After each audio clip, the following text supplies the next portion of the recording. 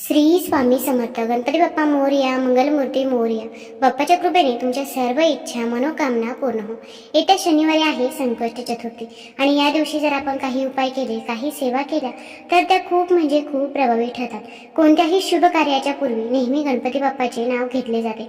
याचे मुख्य कारण म्हणजे गणपतीला विघ्नहर्ता म्हणून ओळखले जाते. गणपतीच्या आशीर्वादामुळे तुमच्या आयुष्यातील सर्व समस्या दूर होतात आणि महत्त्वाच्या कामामध्ये प्रगती होते. मान्यतेनुसार गणपतीला ज्ञानाची देवता मानले जाते.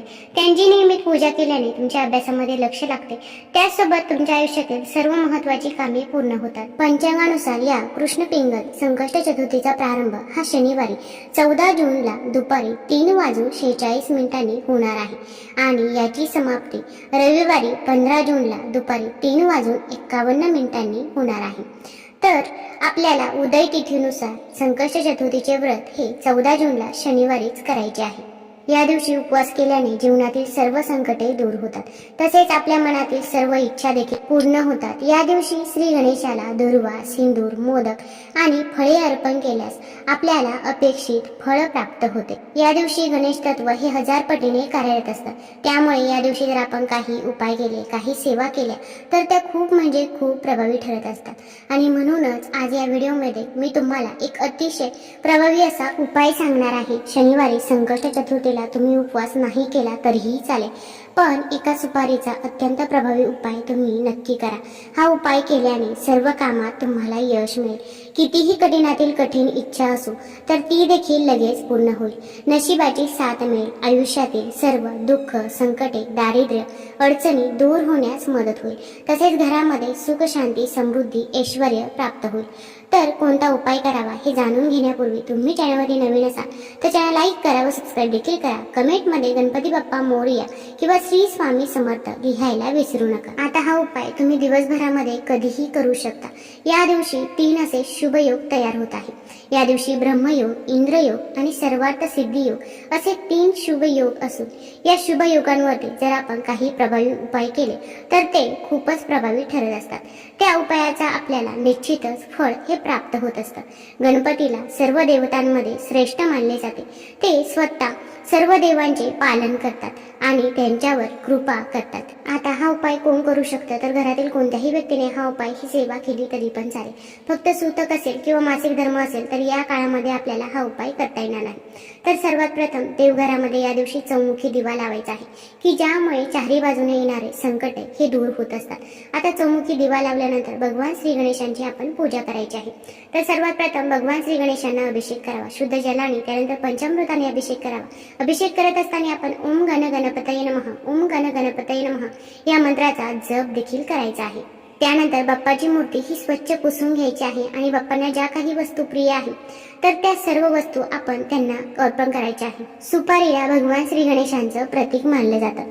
श्री गणेशाला सुपारी ही प्रिय आहे. त्यामुळेच आपण प्रत्येक पूजेमध्ये सुपारीचा उपयोग जो आहे तर तो अवश्य करत असतो. तसेच या सुपारीला श्री गणेशासोबतच ब्रह्मदेव, यमदेव आणि इंद्रदेव तसेच वरुण देव यांसारख्या देवतांचे देखील प्रतीक मानले जाते. जर आपण सुपारी संबंधित काही उपाय जर केले तर आपल्या घरात सुख समृद्धी येत असते. तसेच काही उद्योग व्यवसाय असेल तर ते देखील व्यवस्थितरित्या चालतात. त्यांच्यामध्ये जे काही अडचणी अडथळे येत असतात तर ते देखील दूर होण्यास मदत होत असते. या दिवशी आपण गणपती बाप्पांना दुर्वा तसेच जास्वंदीची फुलं, गुळ खोबऱ्याचा नैवेद्य, ज्या काही गोष्टी त्यांना प्रिय आहे तर त्या सर्व वस्तू तुम्ही त्यांना अर्पण करायच्या आहे. सर्वप्रथम आपण देवघरामध्ये दिवा लावायचा आहे, धूप दीप दाखवायचा आहे. यानंतर आता आपल्याला उपायाला सुरुवात करायची आहे. या उपायासाठी आपल्याला एक सुपारी लागणार आहे. सुपारी घेताना चांगली घ्यायची आहे. कुठेही किडलेली किंवा खराब असलेली सुपारी अजिबातही घ्यायची नाही. सुपारीचे देखील 2 प्रकार असतात. एक छोटी सुपारी जी आपण पूजेमध्ये वापरतो आणि एक मोठी सुपारी असते तर ती खाण्यासाठी वापरली जाते. आता उपाय करण्यासाठी आपल्याला जी छोटी आकाराची सुपारी असते तर तीच घ्यायची आहे. यानंतर आपल्याला एक विड्याचं पान देखील लागणार आहे, ज्याला खाऊचं पान असंही म्हणतात. हे पान देखील आपल्याला चांगलंच घ्यायचं आहे. कुठेही फाटलेलं तुटलेलं असेल तर तर असं पान चुकूनही घ्यायचं नाही। या विड्याच्या पानाच्या टोकास लक्ष्मीचा सहवास असतो। पानाच्या उजव्या बाजूस ब्रह्मदेवांचा सहवास, मधोमध सरस्वती देवीचा वास, डाव्या बाजूस पार्वती देवीचा वास, पानाच्या लहान देठामध्ये महाविष्णूचा वास असतो, मागील बाजूस चंद्रदेवांचा वास असतो, सर्व कोपऱ्यांमध्ये परमेश्वराचा वास असतो। त्यामुळे या विड्याच्या पानांना अनन्यसाधारण महत्त्व आहे। समुद्र मंथनातून अमृत निघाल्यावर भगवान विष्णूंनी मोहिनी रूप धारण करून अमृताचे वाटप केले। त्यात शिल्लक राहिलेले अमृत मोहिनीने जवळ उभ्या असलेल्या नागराज नावाच्या हत्तीच्या खुंटाजवळ नेऊन ठेवले। थोड्या दिवसांनी त्या अमृतामधून वेल उगवली। ही वेल नागाप्रमाणे खुंटावरून सहसा चढत जवळच्या मंडपावर पसरली।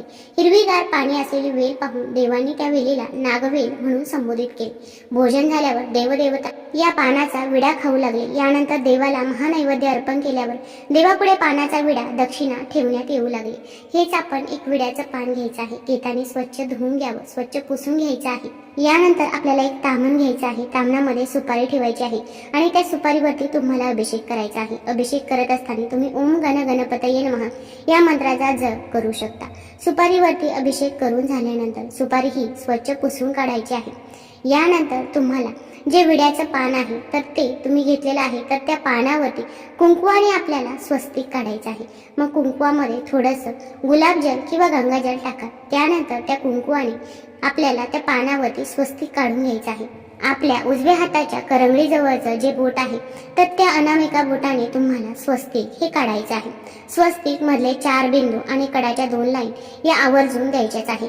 स्वस्तिक हे चांगलं काढायचं आहे, उलटं काढायचं नाही। त्यानंतर हे विड्याचं पान आपल्याला गणपती बाप्पांसमोर ठेवायचं आहे। ठेवताना डायरेक्ट तसेच ठेवू नका, खाली एखादं लाल रंगाचं वस्त्र टाका किंवा तुम्ही एखादी प्लेट ठेवली तरीही चालेल। त्यामध्ये तुम्हाला हे खाऊचं पान ठेवायचं आहे आणि त्यानंतर जी सुपारी आपण घेतलेली आहे तर ती सुपारी तुम्हाला त्या स्वस्तिक वरती ठेवायची आहे। यानंतर सुपारीला हळद, कुंकू, अक्षदा अर्पण करायचे आहे, फूल देखील अर्पण करायचे आहे, धूप, दीप, अगरबत्तीने ओवाळून घ्यायचं आहे।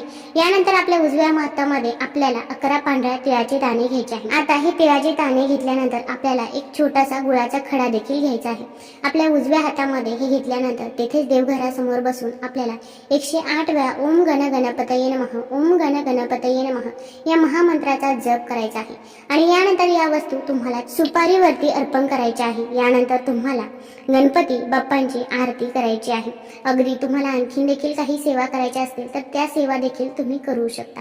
आरती करून झाल्यानंतर जेव्हा चंद्रोदयाची वेळ असणार आहे मग शनिवारी रात्री 9:58 चंद्र निघाल्यानंतर आपल्याला एका तांब्याच्या कलशामध्ये शुद्ध पिण्याचं पाणी घ्यायचं आहे।